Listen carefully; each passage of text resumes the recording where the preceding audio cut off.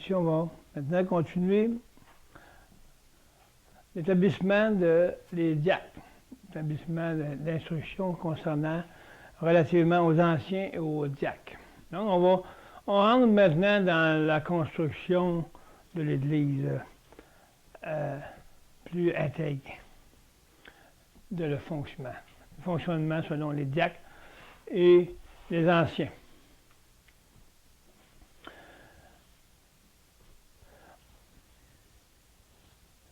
Cette parole est certaine dans 3, 1 Timothée 3.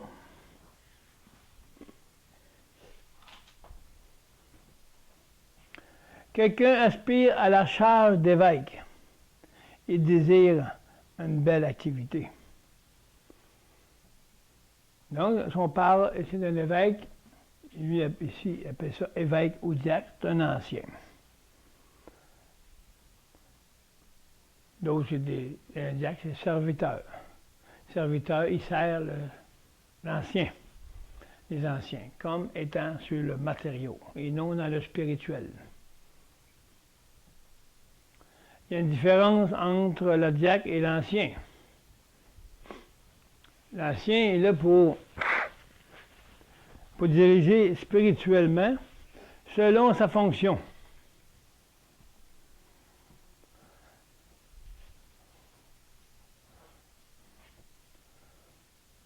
Il faut donc que l'évêque soit irréprochable, mari d'une seule femme, sobre, sensé, social, hospitalier, apte à l'enseignement. Ça veut dire qu'il faut qu'il soit marié d'une seule femme. On revient encore à dire qu'il faut que la stabilité dans cette dimension d'un responsable dans le spirituel doit être selon le fonctionnement de l'unité du couple. Il faut qu'elle soit l'exemple de ce qu'on a parlé depuis le commencement avec Ève et Adam. Il faut que ce soit la réconciliation. Il faut qu'eux-mêmes soient l'exemple de ce qu'ils enseignent. Il faut qu'ils soient l'exemple de cette unité. Il faut qu'ils soient une autorité et l'autorité de la femme soit complète avec l'homme. C'est pour ça qu'on parle d'une seule femme. Une seule femme qui va être unie.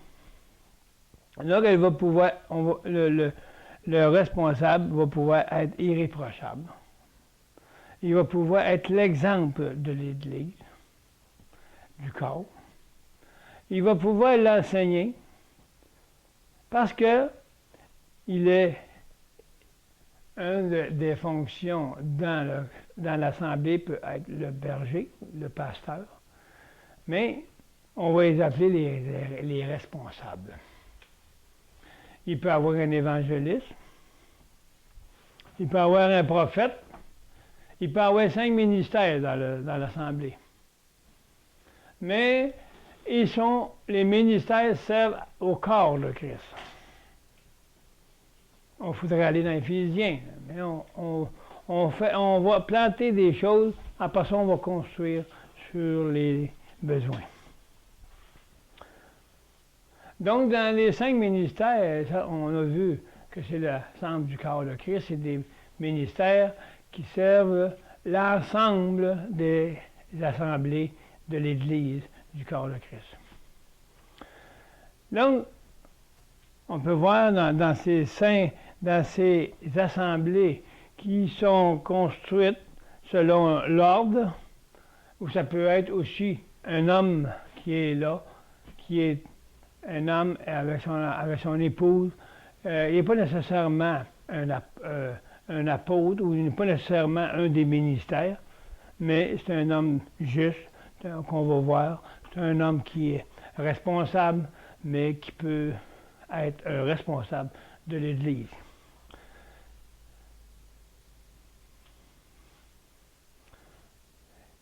Donc, il faut qu'il reflète ses qualités, ses qualifications, afin qu'il puisse être apte à enseigner. Être apte à enseigner, il faut qu'il soit appelé de Dieu. Il faut qu'il soit aussi avoir l'onction de cette fonction, avoir la grâce de Dieu pour être un fonctionnaire dans la responsabilité de l'Église. L'enseignement, c'est quelque chose de très... C'est un ministère qui est plus sévèrement jugé. Parce que celui qui enseigne, c'est pas quelque chose qu'il faut qu'il amène à hasard. Et que ce soit de la révélation. Que ce soit la vérité. Oui, on peut amener la vérité. On peut amener la parole. Mais si je ne porte pas la parole dans moi, c'est juste du vent. Apte à enseigner, c'est de vivre en Christ. C'est d'être apostolique. C'est ce qu'on a vu. Christ en nous. C'est de ça qu'on parle. Paul ne parle pas du langage du monde.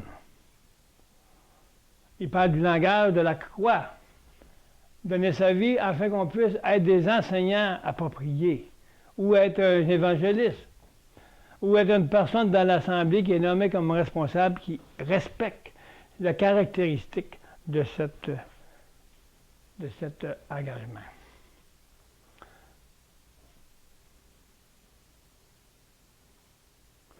Donc, on peut prendre dans l'Assemblée locale quelqu'un qui est responsable, qui est sur la saine doctrine, qui reflète la vie de Christ, qui marche par l'œuvre de la croix, puis qui enseigne l'œuvre de la croix.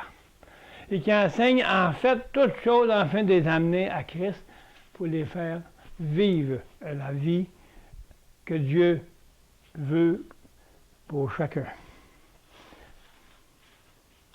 Mais c'est pas n'importe quoi. Ici, on ne parle pas de pasteur, puis de ci, puis de ça, là. Dans l'Assemblée, on parle des responsables, des anciens qui sont ensemble, plusieurs qui sont là, sont des personnes qui sont aptes à faire leur fonction selon la mesure qu'ils ont.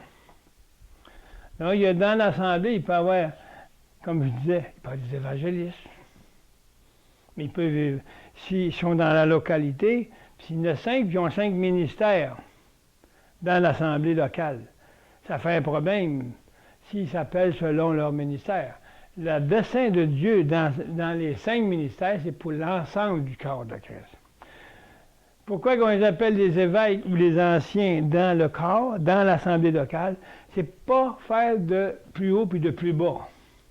Parce qu'on regarde l'apôtre, on regarde là, mais les gens sont appelés, on leur donne des noms, fait que je suis plus haut que lui, fait que je prends la responsabilité qu'il ne doit pas prendre, que l'autre devrait avoir. Donc, les responsables doivent être unis, premièrement, dans un état en Jésus-Christ, où est-ce que c'est Christ qui vit en eux. Non pas un homme, un pasteur qui mène tout le monde. C'est pas ça que la parole. Je suis obligé de dire la parole.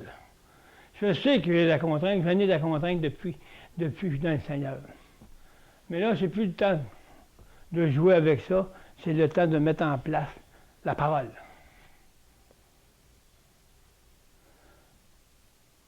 Donc, il n'établit pas des pasteurs dans les assemblées. Un pasteur. Il établit des anciens. On va voir dans le titre, qu'est-ce qu'il dit. C'est parce que si le corps des anciens est uni, est un exemple de l'Église, est un exemple de l'unité, est un exemple qu'on marche dans un même but, comme dans Éphésiens. Ceux-là doivent être appelés à marcher ensemble pour démontrer au peuple de Dieu qui est en avant, regardez l'unité. C'est comme ça. Ils n'auront même pas besoin de dire, ils vont le voir. Ils vont enseigner qu'est-ce que c'est l'unité. parce qu'ils vont être aptes à l'enseigner, parce qu'ils vont le vivre eux-mêmes en eux. S'il y a 4 personnes qui sont responsables de l'Assemblée, ils vont marcher dans l'unité. Il n'y a pas un plus haut que l'autre. C'est Christ en eux qui est l'autorité. Christ selon la mesure que lui est en eux. Selon la fonction qui est a été donnée pour responsable. Un pasteur ne peut pas s'occuper de tout le monde. Un pasteur, c'est une aide qui va là pour le corps de Christ. On va l'appeler pasteur parce que ça rentre dans les 5 ministères. Mais il peut jouer, il peut faire sa fonction de berger quand même dans la qualité de responsable. Lui, sa responsabilité, c'est d'enseigner.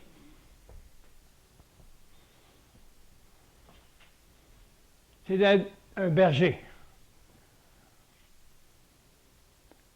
Mais dans l'ensemble du corps de Christ, c'est ce qui signifie les 5 ministères.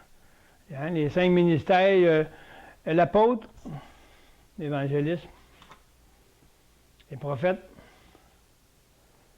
les pasteurs et enseignants. Ça, c'est l'ensemble du corps. Donc, dans l'assemblée locale, c'est des anciens. Il n'y a pas mis un ancien ou un pasteur. C'est des anciens afin qu'ils puissent démontrer et ainsi être capables de s'occuper de leurs brebis. Il y a toutes sortes de besoins dans l'Église. Ah, c'est un hôpital, oui, mais qui sont les directeurs? Ils ne sont même pas. S'ils s'occupent selon l'unité, Dieu va agir. Parce que chacun va faire leur fonction selon l'unité. Selon la mesure de Christ qui est en eux, puis on ne prendra pas la place d'un puis l'autre, puis ça va être, c'est Christ en nous.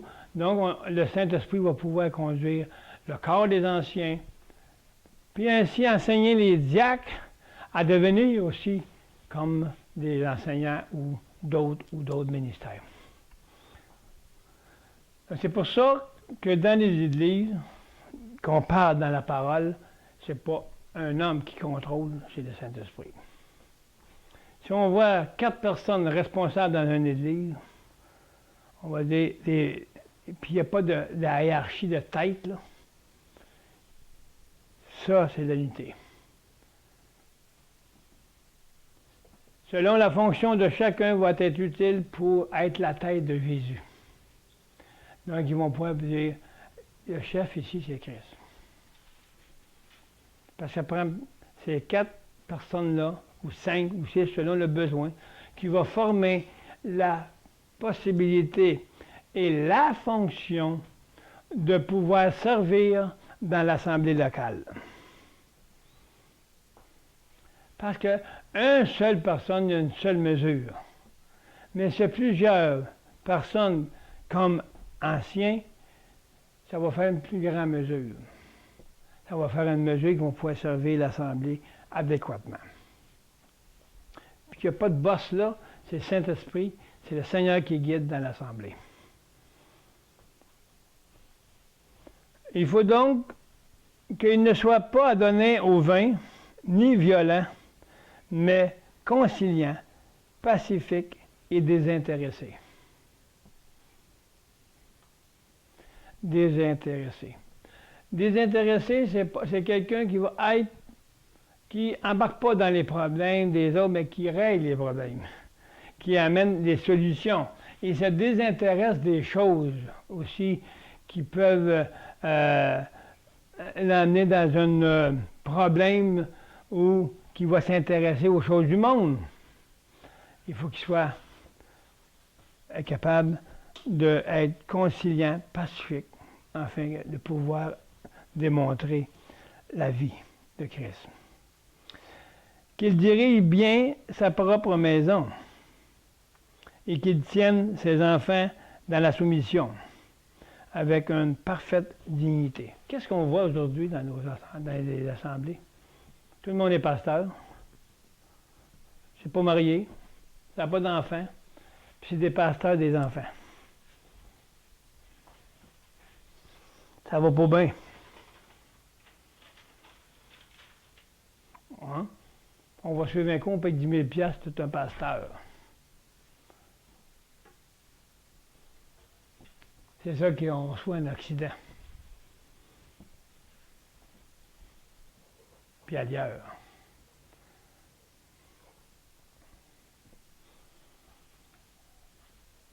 Un pasteur, tu parles d'un pasteur du corps de Christ, afin qu'il soit la démonstration de Christ dans l'unité avec les autres. Puis la parole dit, les anciens, il dit dans la tête, va établir des anciens dans chaque ville.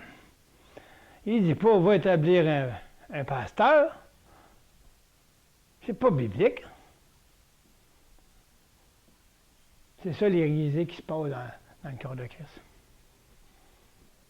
Le monde, l'Antichrist est assis dans l'Église.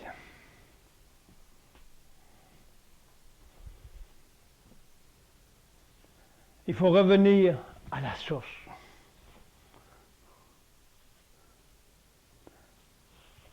Il faut qu'ils soient mariés. On va voir aussi les diacres. C'est la même situation. Quand on parle d'un diacre qui est appelé à être comme un ancien, ou à être un responsable de l'Église, ou à être aussi dans un ministère fonctionnel dans les 5 ministères. On ne rit pas avec la parole de Dieu. Tout le monde y va bien. Alléluia. Qu'est-ce qu'on voit? Les gens dorment.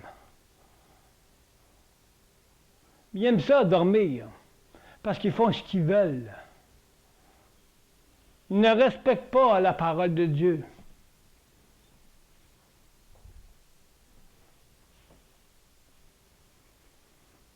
Comment un jeune homme de 20 ans, qui n'est pas marié, qui n'est pas ci, qui n'est pas ça, qui va aller enseigner aux enfants? Le pasteur jeunesse. Ah.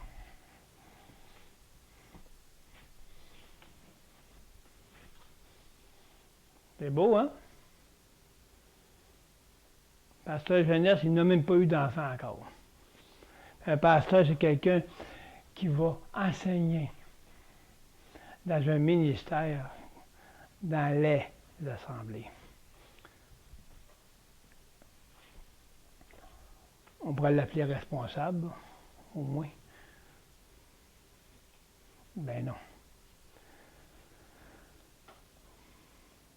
Qu'il ne soit pas donné au vin, ni violent, mais conciliant, pacifique, désintéressé. Qu'il dirige bien sa propre maison et qu'il tienne ses enfants dans la soumission, avec une parfaite dignité. Comment peux-tu être une autorité dans l'Assemblée si tu ne respectes pas ça?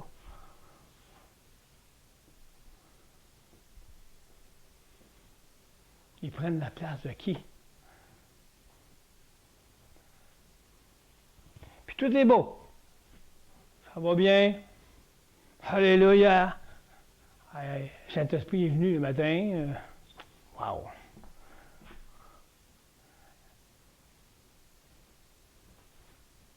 La belle musique.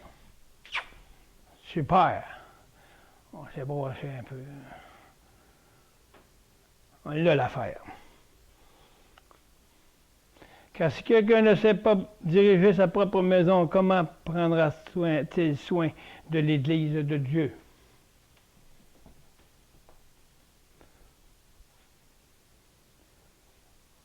C'est grave, hein? Qu'est-ce qu'on peut voir aujourd'hui? Mais on accepte ça. On accepte ça, puis on marche là-dedans. Puis on aime ça. Il n'y a plus de temps à perdre. Je sais, depuis des années qu'il y a des combats à cause qu'ils ne veulent pas écouter. Mais aujourd'hui, le Seigneur m'a préparé à ça. Il arrivera qu'est-ce que voudra, mais le message va passer. Puis je sais que c'est la vérité. C'est pas parce que je l'ai lu, c'est parce que je le vois. Le Saint-Esprit me l'a révélé. C'est une révélation, puis elle va aller jusqu'au bout. Ceux qui vont avoir à suivre vont suivre. Ceux qui connaissent vont suivre. Ceux qui connaissent le Seigneur puis qui veulent, ils vont le reconnaître puis ils vont suivre.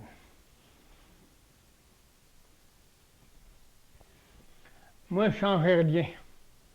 Mais le Saint-Esprit est en train de changer les choses. Parce que c'est fini le monde qui veut toujours prendre la place de Dieu. L'œuvre de la croix doit être le maître de cette mission. Si l'œuvre de la croix est le maître de cette mission, pour ceux qui acceptent que le maître soit le chef, on va voir la différence. Mais ceux qui ne voudront pas, ils vont juste continuer. La parole dit dans l'Apocalypse, ceux qui veulent se soumettre et marcher dans la vérité vont aller de plus en plus dans la vérité. Mais ceux qui veulent aller de plus en plus dans le mensonge vont aller encore de plus en plus dans le mensonge. Ils vont périr dans leur mensonge. Ils vont périr dans leur vieil homme parce qu'ils ne veulent pas marcher dans la nouveauté. Ils périssent dans leur chair. Donc, ils périssent aussi de la vie de Christ. Puis si on peut, que le Saint-Esprit va faire en sorte que sa force va rassembler son épouse, c'est par l'œuvre de la croix. Il va pouvoir avoir l'assemblée biblique, l'assemblée qui résonne le son de la trompette, parce que c'est la trompette du dernier jour. Ah, on attend, hein? On répète souvent parce qu'on a fait 30 ans, nous autres, on a le Seigneur. Ah, le réveil s'en vient, là. Le réveil, il va y avoir un gros réveil. Le réveil est venu quand Jésus est venu, puis ils l'ont crucifié. Ils ont crucifié la parole. C'est ce qu'on fait encore. Christ était qui? Était la parole. Hein? C'est ça? Christ était la parole. Ils l'ont crucifié. Donc, ils ont crucifié la parole que Christ a portée selon les apôtres. Aujourd'hui, là, quand on amène la parole comme ça, au lieu de l'accepter, il la crucifie. Il crucifie le Seigneur. C'est pour ça que dans Hébreu, il dit il est mort une seule fois. Il est mort une seule fois, il ne reviendra pas. C'est cette fois-là qu'il est venu. Puis quand il va revenir, c'est pour son Église. Il n'y a pas une autre repentance que Christ venu sur la croix.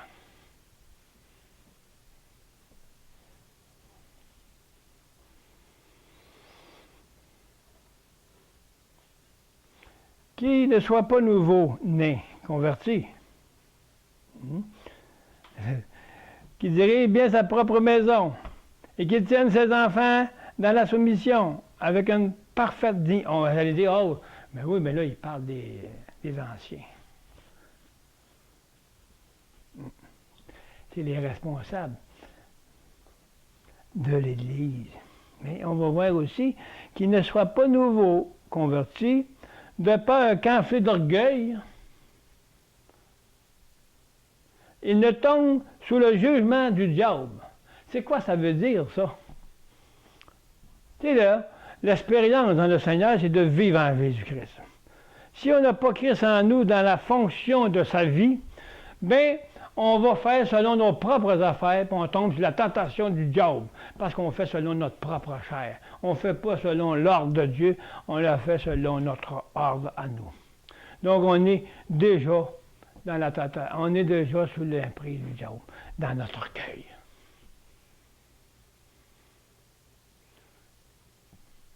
Qu'est-ce qu'on veut aujourd'hui? Un piédestal pour un, piédestal pour l'autre. Alléluia! C'est ça la parole? C'est pas ça qu'elle dit.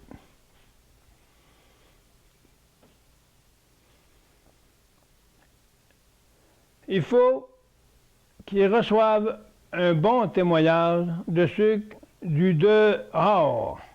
afin de ne pas tomber dans le discrédit et dans les pièges du diable. C'est encore la même chose. Il faut que ça ait un bon témoignage de Christ en lui. C'est ça que le témoignage. C'est pas un beau témoignage, tu as une belle maison, tu as de l'argent, tu payes ta dîme à tous les dimanches, parce que c'est le même qui prennent les diacres. On va voir. L'orgueil, c'est le piège. Puis si tu ne vis pas en Christ, mais tu restes dans le piège. Parce que ta mort à toi-même, elle n'est pas. Tu marches selon ta propre vie et non selon la vie de Christ. Donc, tu es directement dans le piège. Ici, Paul, il parle à ceux qui sont en Jésus-Christ. Ceux qui ont donné leur vie, puis qui marchent en nouveauté de vie réellement. Pas à des personnes, à tout le monde. Et on a été voir dans l'heure de s'habiller des choses célestes.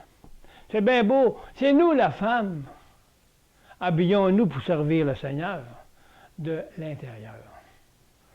Si on n'est pas habillé de Christ, mais on n'est pas droit de servir le Seigneur. On n'est pas digne.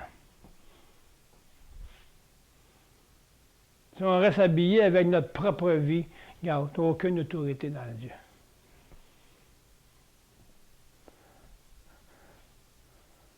C'est ça qu'on a parlé tantôt. Habillons-nous. La femme.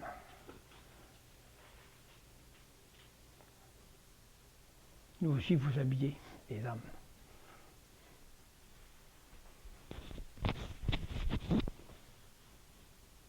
Le diacre, pareillement. Là, qu'est-ce qu'on vient de dire là? C'est la même chose pour le diacre.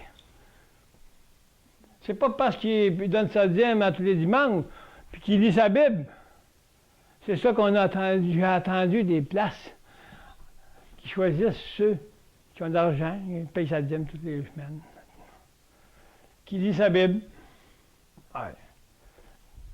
Puis là, il y a un bon témoignage, selon l'homme. Ils choisissent comme diacre. Il n'est même pas marié. Il n'y a pas d'enfant. Moi, je choisis comme diacre. Ce n'est pas des diacres. C'est un comité humain. C'est un comité où le monsieur qui est là, qui décide tout, puis l'autre dit oui. Il n'y a pas d'unité. C'est à main levée. Ah, moi, je ne suis pas d'accord, mais on le laisse faire, lui. Ce n'est pas le Saint-Esprit qui est là. Le Saint-Esprit marche dans l'unité, selon l'ordre de Dieu. Non pas selon l'ordre d'un homme ou d'une dénomination qui est là, qui dit, moi, je suis le langage de cette assemblée, de cette église. L'autre, non, il dit, moi, c'est ça, le langage que j'ai. C'est la division totale. Puis ils se disent tous Alléluia. C'est quoi qu'on fait? C'est quoi qu'on fait? Depuis des siècles que c'est comme ça. Depuis que Paul nous a dit le langage, plusieurs langages. Un parle de ci, l'autre parle de ça, l'autre s'appelle l'apôtre, Apollos, l'autre s'appelle Céphas, l'autre s'appelle comme si, d'où ce qu'elle est l'unité. Puis ça vient nous dire Alléluia. Et on se moque de Dieu.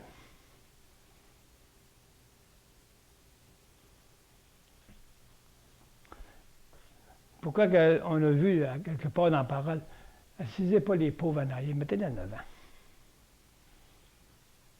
Parce que les pauvres, là, on a une affaire, là.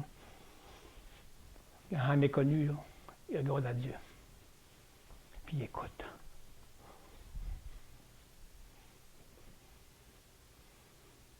On est bien pauvres en argent, mais ils sont riches en esprit.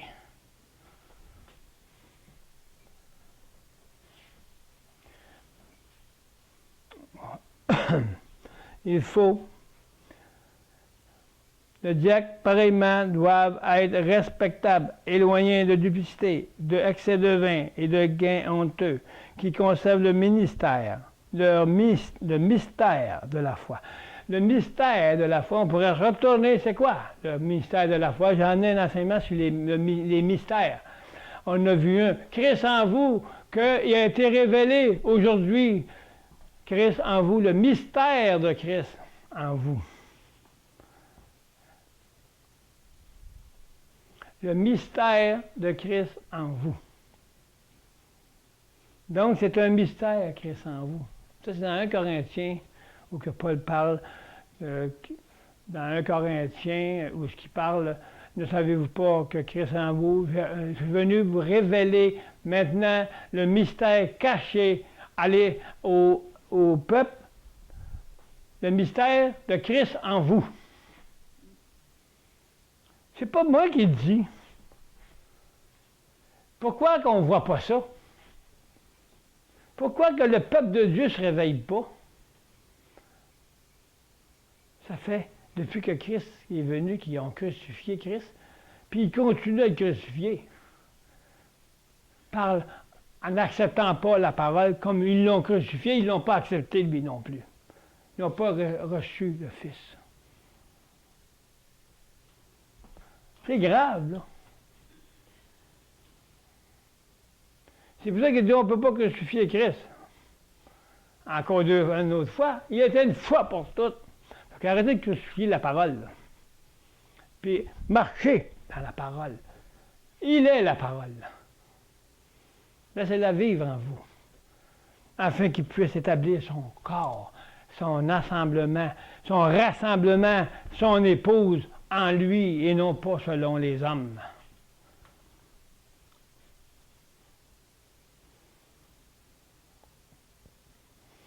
Qu'il conserve le mystère de la foi dans une conscience pure. Dans une conscience pure. C'est pour ça que le monde ne peut pas voir l'impureté. Parce que s'ils ne donnent pas leur vie au Seigneur, la loi du péché reste. Mais Christ est venu pour faire en sorte de transformer ça, pour que cette loi du péché nous a montré qu'on ne pouvait pas être sauvé ou être selon Dieu, parce que Dieu nous a choisis. Si je ne me mets pas à voir la loi qui était avant, qui m'a fait mal, qui m'a détruit, comment m'a faire pour être démontré que cette loi-là m'a démontré que la loi de Dieu est la perfection? C'est parce que j'aime rester dans ma loi, donc je ne veux pas voir la loi de Dieu, la loi de la parole. Donc, je n'ai pas accepté de voir comme l'Ancien Testament. Ils ont été tous des siècles à avoir des commandements, puis ils n'ont pas pu voir qu'ils étaient des pécheurs.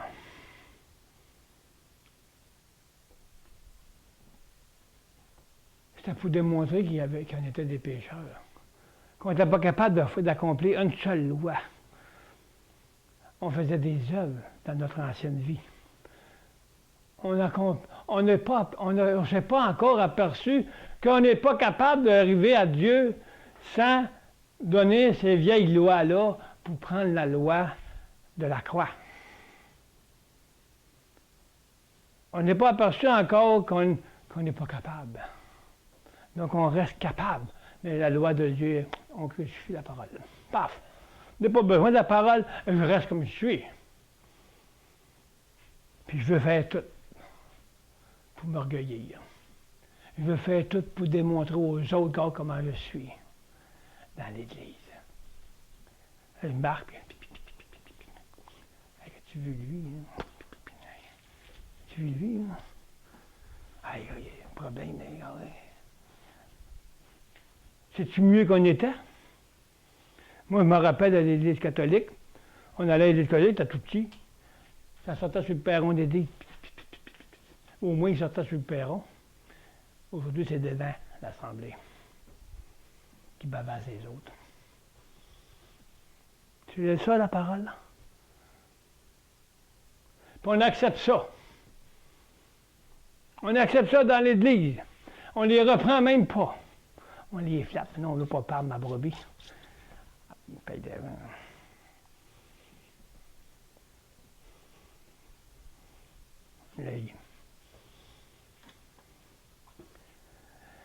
C'est ça qu'on est aujourd'hui. Qu'on le mette d'abord à l'épreuve et qu'il exerce ensuite le diaconat et s'ils sont sans reproche. Que la femme de même soit respectable, non médisante, sobre, fidèle en toutes choses.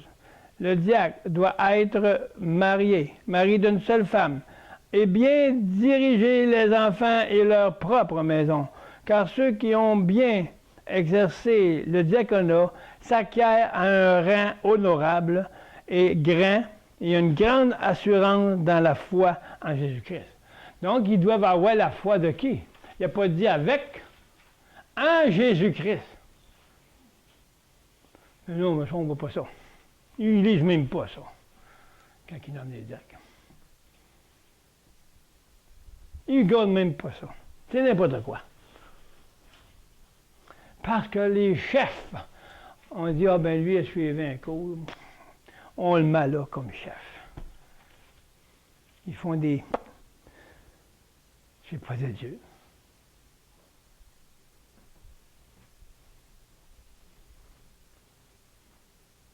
Là-bas, en Afrique, mes amis ont vu. Ils s'établissent, ils voient des choses. Là, ils veulent, on veut ensemble approfondir puis grandir ensemble. C'est ça que Dieu veut, rassembler son peuple. Mais on ne rassemblera pas dans la division. On ne le rassemblera pas avec nos chefs. La seule façon qui va réunir le peuple de Dieu, qu'il soit le chef, lui. Que moi je meure. Car je écris ceci avec l'espoir d'aller bientôt chez toi. Amen. Voyez-vous, qu'est-ce que c'est les diacres? Qu'est-ce que c'est les responsables? C'est toute une différence de ce qu'on peut voir dans nos églises. Hein?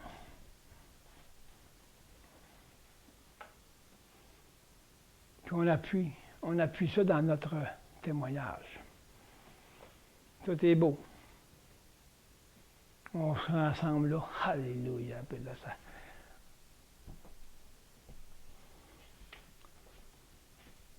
On a eu quelqu'un la semaine passée qui la voyait la vision.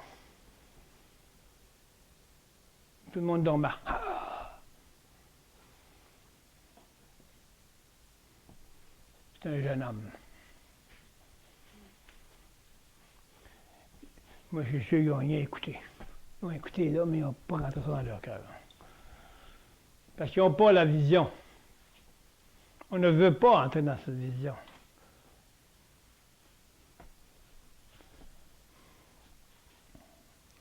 Amen. Donc, on a d'ouvrages à faire. On a d'ouvrages à faire pour nous soi-même, pour réussir à ce que Dieu veut pour son Église.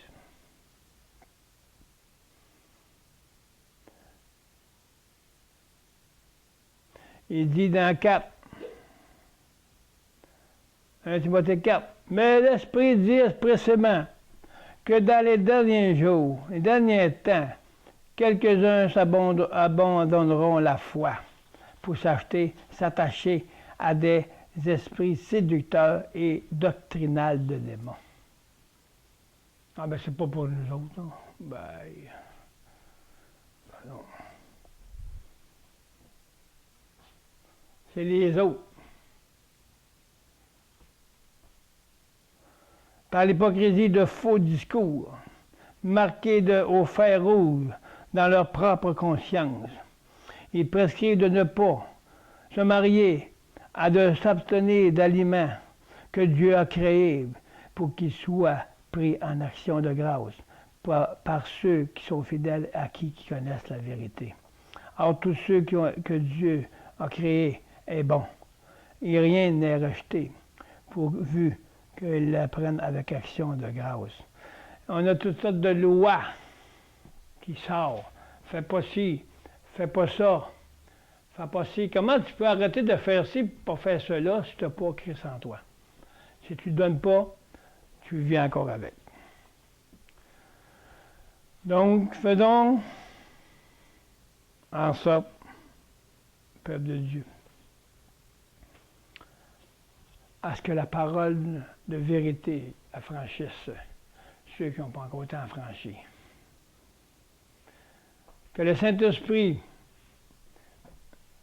fasse en sorte de devenir fort et que les gens tombent dans leur vieille nature puis qu'ils donnent leur vie. Donne-leur la puissance de pouvoir voir la vérité.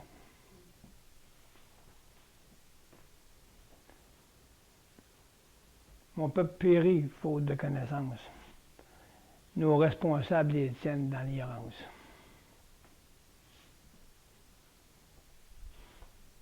Puis c'est volontaire.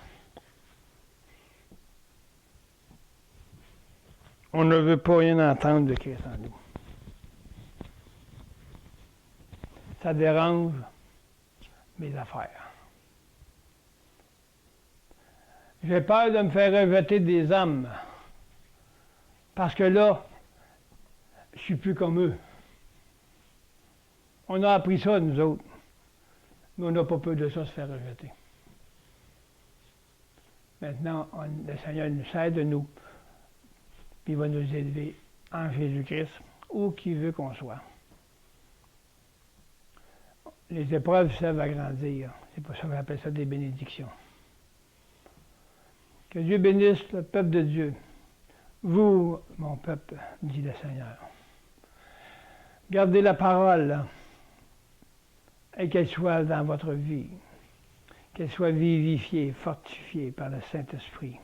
Que la croix soit votre vision, afin que vous puissiez connaître le chemin qui va donner la vie en réalité dans votre marche, dans le Seigneur. Merci Père, merci Fils, les confirmations que vous me donnez par le Saint-Esprit et qui me rassurent encore davantage de continuer avec l'espoir de donner la vie et de rapatrier et réconcilier votre peuple, Seigneur. C'est au nom de notre Seigneur Jésus que je prie. En son nom, parce qu'il vit en nous, parce qu'il est celui qui s'identifie. En son nom, je te prie, Père. C'est cela, quand que nous prions, 2 ou 3, il est au milieu de nous, parce que c'est son identité qui permet de dire en son nom.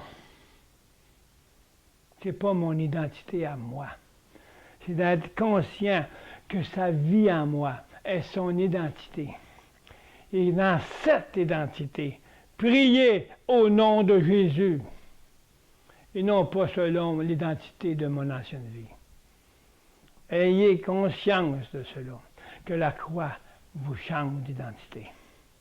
Elle devient une identité qui plaît à Dieu, qui est céleste et non terrestre. Quand on parle au nom de Jésus, c'est lui-même qui parle. Amen.